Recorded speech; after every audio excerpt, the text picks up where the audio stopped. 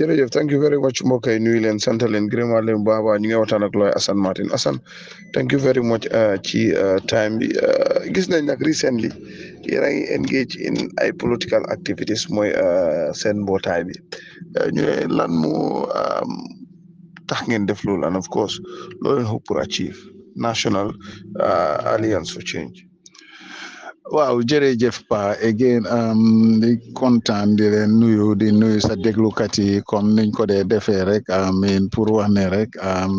ñu ngi Ramadan Mubarak ñëpp di leen make sure rek continue di wish everybody Ramadan Karim di make sure rek ñu make sure di ñaanal ñëpp ñu fekkee Ramadan bu bari Pa ñun yëpp ñu ñaan yàlla gën ñoo nangul suñ or yi ak suñ naafila yi di make sure rek xam ne rek weer bu am barke la weer boo xam ne la war nañ see farlu torop waaw gannaaw si loolu Pa laajte bi nga laajte is very important comme liñ wax la waaye first of all Pa xam naa tam ni nañ bugg a wax si affaire yi julli buy ñëw si ni askan bi nañ war de try xam nga li ma ñu ajo suñ boppa ci wanteer yeeg jënday waaye dinañ si wax but come back to li nga laajte ni which is ne suñ mbootaay bi nga xam ne mooy tudda National Alliance for Change comme waxoon nañ li waxtaanoon nañ ko mooy woon ne rek ñun dañ bil mbootaay boo xam ne pour mu help ni moo defee change politique bi nekk ci Gambia bi loolu mooy suñ main very important ko mooy ne rek politique bi fi nekk munuñ koo dundee Pa dégga su ko Gambia ni buggee dundee rek dafa sonale dafa def xam ne dafa nekk yëfi defante yëfi xam nga dafa politique bi su continuer noonu yëfi defante la nekk yëfi indi xeet Pa xam nga ne soo bàyyee xel politique bi dafa jógee fu sori moom lay wax ni over 60 years depuis bi founding fathers yi li fi ne te politique indi na yëfi xaajaloo ak xeet so ñun moom lañ gis ba nga xam ne ñu ne mbootaay bi ñoo def ni mooy dafa National Alliance for Change ñun ñëwuñ pour ne rek disinde boo dañ bugg a make sure rek Gambia politique bi jógee ci façon yi politique bi ñoo wax ne we depart from the past and we move to a new dimension wala dynamics boo xam ne one politics boo xam ne dafa solution politics la nekk I mean ñun loolu lañ bugga not politique yi tega sabar wala jaay musóor gu rëy wala understand nga lekka diwlin naka benn cin lu ñu ooyee comme tantankoso wala riiti ak yooyu ñun passé nañ foofu fi mu nekk nii arotoñ loolu man gis naa recently nga gis benn yaay compine bu cross capet ñu naan la kii cross na capet dem na parti bi parti politique boobu noonu solvut pas su ma nee ni bàyyi solvut healthcare solvut problème yi agriculture solvut problème yi education yow yéen a ngi defante si kii kii jeeg bi moo gën a rafet kare moo gën a am musóor bu rëy yaay compine bàyyi compine politique boobu lañ bugga mu génna is a new system biñ bugga mooy rek to bring lu ñoo ooye ethical politics standards in politics but to be honest the bar was so low with President Adama Barrow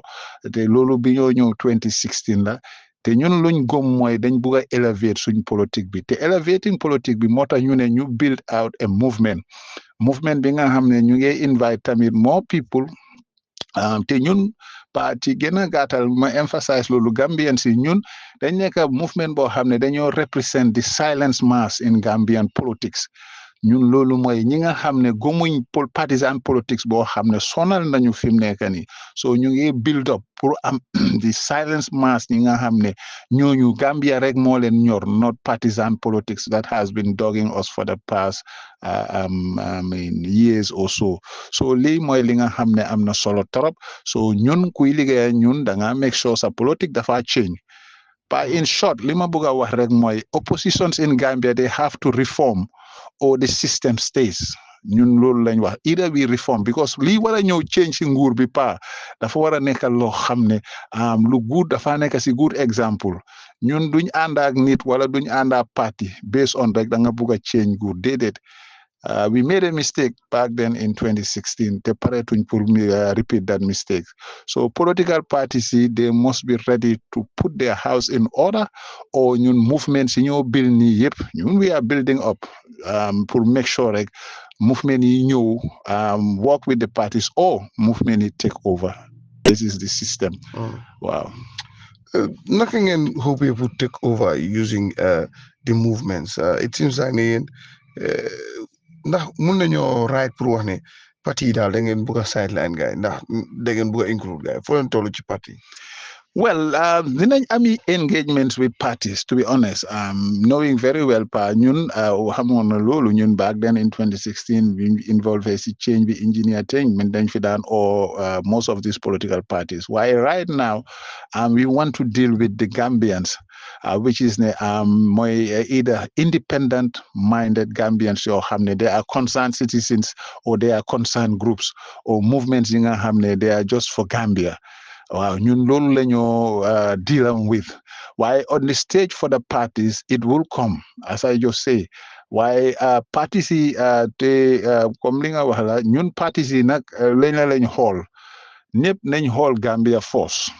Wow, we cannot have party first before Gambia. We have Gambia first before party. If you believe in that, definitely there is a likelihood ne dinañ liggéey ak yow. Loolu is this thing because ñun luñ gis mooy rek na Gambian si ñu ànda suñ xel suñ sago understand nga not ngiro ak ngaayo bi li fin and so on. Pa li ma dee wax rek one thing is that toogu président benn nit rek la waaye dañ ñu nit ku jub nit ko am yërmande nit ko xam ne di nga mun a deal ak nit ñi waaye di nga mun a doxal institutions foofu lañ bëggee moo tax ñu ne dañ bëgg koo xam ne is completely opposite with président Adama Barrow because président Adama Barrow bi moo ñëw si nguur xamutoon nothing moom si boppam wax na ko si nguur with all due respect so at the end of the day this time around ñu ne ku ndóbin rey sa maam soo gisee lu ñuul dawal we will have to be very careful as to what type of person bi nga xam ne mooy bëgg a ñëw yàlla rek ko xam nag du ñun yaakamti wuñ ñun duñ nekk ñu yaakamti waaye we will work according to our phases li ma la waxoon phase 1 léegi ñu ngi dugg si suñ phase 2 then finally dinañ dugg phase 3 phase 3 tamit su boobaa nit ñi dinañ gis waaye liñ bugg a mooy ñun suñ tànka mooy dañ am pour change suñ politics mooy ne rek politique yi tega sabar lekka benn cin compete xuloo ak yooyu nañ ko tegee boor mature politics boo xam ne da nga ñëw pour solve solutions this is what it is but we will gonna deal with parties not as party as in party but Gambians pa ñun yëpp dañ judu muy yow muy man muy keneen ak keneen Gambia fii da nga judu nga fekk fi xeet Sarahule la Jola la Manjago la Pol la Olof la Mandinka la Balanta la and so on as long as you're Gambians you have to have that view képp koo xam ne nag am seeyawuloo those kind of views as I say doo dem ñun wax nañ ko lu very clear ñun dañ bugga daal Gambia bu judduwaat lañ bugga in a way nekkut comme bi ñoo wax noonu moo tax ma ne 2016 we acknowledge we made a big mistake and paretuñ pour mistake loolu noonu ante also ku bugga xam ne silence mass bi toog fii si Gambia ñoom ñoo dee decide fii parties yi dama ko waxaat ko pa kenn kuy claim ne da nga am party alone doo mën a génnee lu fi nekk silence mass in Gambia ñi nga xam ne they may be sympathetic to a cause ñooñu lañ represent naak ñun suñ mbootaay bi ñun we are make sure that we are going to represent independent minded concerned Gambians the silence mass pour make sure rek yëfi Gambia rek moo ñu gën a am itteel pa léegi fi mu nekk nii yéen a ngi waxtaan ak Gambians yi generally lan la Gambians yi nekk di wax si li nga xam ne moom mooy seen mbootaay bi ak naka ngeen bëgg a achieve li nga xam ne loolu mooy seen goals ndax Gambians yaa ngi ñëw forward. dégg pa man suma bopp I am overwhelmed suma la waxee loolu benn li ma miin mooy benn xam nga Gambian bi dégg definitely ñeneen ñi duñ génn si léegi waaye ñun xam nañ ne su waxtu jotee di nga gis Gambian si liñ gëm ñu ñëw toppa ko waaye wax dëgg ne man suma bopp I am very much overwhelmed pa suma la waxee loolu mooy ne rek not only man sax waaye ñun even suñ mbootaay bi yooyu yëpp du si youth group si du si yenn institution si yenn CSO si nit ñi ñu ñoo contact and they all know xam nga problème yi Gambia mooy politique jotagut we are not in the political season ñun li ñoo def ku nekk rek yaa ngi defagum waaye the reality of will come when it is political season not ne rek because nguur la wala man maa nekk fii major party déedéet bàyyil sa xel di ma la wax nii pa Gambian si gis nañ seen nguur ba pare léegi dañ bëgg a gis lu set loo xam ne moom la gaay di war a gëm pour toppa ko te this time around ñun loolu la ñoo try pour offer pour make sure ne I mean nguur mu nekk loo xam ne mooy ñëw pour save country bi dëgg la président Adama Barrow ñun luñ gëm def na 2 terms doy na it's time now pour ñu am something new but politique bi moo war a change pa ñun loolu lañ wax we going to fight the dynamics and also the direction of our politics bu mu génn ci kii head bi la kale head bale la kii lii la politique bi lii la xuloo la lii la déedéet dañ ko based on li ñoo ooyee meritocracy politics not affaire yi jànga but affaire yi jubal affaire yi baaxal affaire yi koo xam ne am nga clean slate am nga koo xam ne understand nga yërëm na askan bi am na track record bu baax koo xam ne understand nga yàgg na fi nekkut koo xam ne da ngaa ñëw pour ut xaalis wala doola di dino yooyu noonu ñëwuñ fii pour ga tout ba pare ñun bëgguñ koo xam ne da nga égoïstique doo ku égoïstique self-centered ñooñu gisuñ leen pour ñoo xam ne dañu war a ñëw and 3 also pa ñun wax nañ ko the old guards they have to give way. Let me make it clear the old guards whether from either party boo mën a nekk nag yori parties ñoo fi nekk why we are not gonna stick for the old guards. Okay, there are a lot of parties who are thinking that in the old guards we are not going because ñun system bi waxoon naa ko previously since system is 6 and 9 years yeneen parties and so on old guards old guards this applies to across the board. Gambia needs new generation boo xam ne they have to step up with the energy with the with the ideas ñoo xam ne ñooy ñëw govern Gambia ñun foofu la ñoo xeexee why we not gonna allow the old guards to hijack system loolu is completely out and we made a mistake but the reality bi mooy 2016 2017 dañ make a mistake trop under President Adama Barrow. We have to manage our change this time around moo tax some of us are ready to step up and not only me but movement step up as a movement man li ma gëm mooy rek working together ñu am a collective thing boo xam ne mooy ñëw pour mu present boppam waaw loolu moom is gonna be definite ne ñun we are not going to wait for these old guards wala yooyu noonu ku foog ne nag weda da nga am sa jànga wala da nga am dara wala yow old guards nga fii we are not ready to work with you. We want a clean politics boo xam ne mooy ñëw pour réew mi as I told you bëgguñ fi politique yi loo xam ne daf ñoo delloo gannaaw Gambia fi mu nekk nii foog ñu we have to depart from the politics of 1960 1970 ba léegi mu ngi ñu dab li ñu xaajalee resentment si yëpp dañ ko war a génne pa ma wax la leen all these political parties in the opposition they have to put their house in order or the system survives. If they don't put their house in order the system survive. But this time around, the opposition has to reform itself. The mindset dafa war a change. We have to have shared visions yoo xam ne moom la ñoo génnee réew mi man foofu laa toog fi mu nekk nii opposition bi balaa ngaa ñëwaat pour ne dañoo changer ñu génnee nguur gi foog ñu defar suñ boppa ñu maturely work together as Gambians lii moo gën a am solo waaye opposition bi fekk put it house in order we're not gonna get what we want because it's not amul benn use nga génne fi loo xam ne you didn't replace it with something good. We made mistake 2016 and I repeated that so gisee maa ko repeat mooy ne rek li ma doon wax la mboy dula taki dula dañ ko war a seetaat ak all this mess up bi am yëpp ñun xam nañ ko so this time around as I say we have to depart from this politics of culture nakati cultism politics of mystifying people for whatever reason ñun nekkatuñ loolu Gambia suñ xoolee pa exemple bi mooy you look at Mali, you look at Burkina, you look at Senegal, you look at people are now moving very fast. When Gambia ñun ñu ngi toog fii ba léegi dunda bi nit ñi di dunda rek mu ngi métti coono bu fi nekk ñëpp gis nañ ko so lu tax ñun ndax dañu ori waaji mu ne ndax Yàlla moo ñu xalak doo xalak suñ boppa but at the end of the day leneen ñu try ñu make sure we make the country better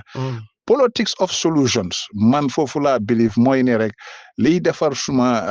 healthcare liy defar suma educational sector liy indi suma best energy liy indi nga xam ne good governance defaraat justice bi yëpp a messed up in Gambia look at recently